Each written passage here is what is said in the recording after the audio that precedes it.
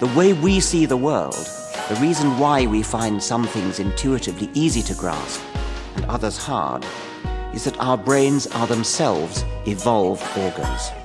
They are evolved to survive in a world where the objects that mattered to our survival were neither very large nor very small, where they either stood still or moved slowly compared with the speed of light, and where the very improbable could safely be treated as impossible.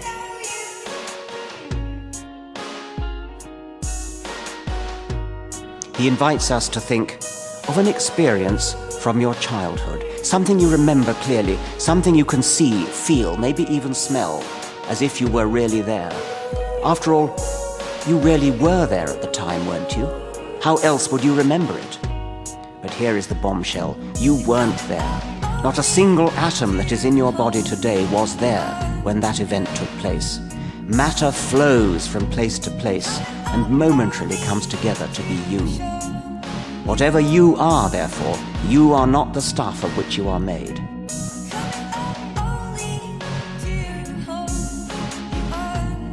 The fact that we live at the bottom of a deep gravity well on the surface of a gas-covered planet going around a nuclear fireball 90 million miles away and think this to be normal is some indication of how skewed our perspective tends to be.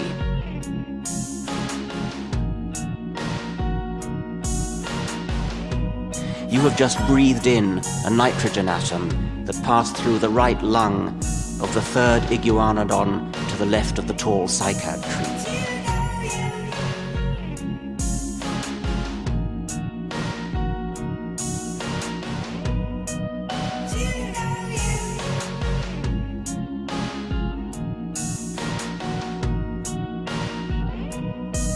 We can't cope with much higher velocities such as the speed of light. We can only put numbers on them, do mathematics on them. Our brains are not equipped to imagine traveling near the speed of light. Nor are we equipped to imagine what it would be like to be a neutrino passing through a rock in the vast interstices of which the rock consists. We are evolved denizens of middle world, and that limits what we're capable of imagining.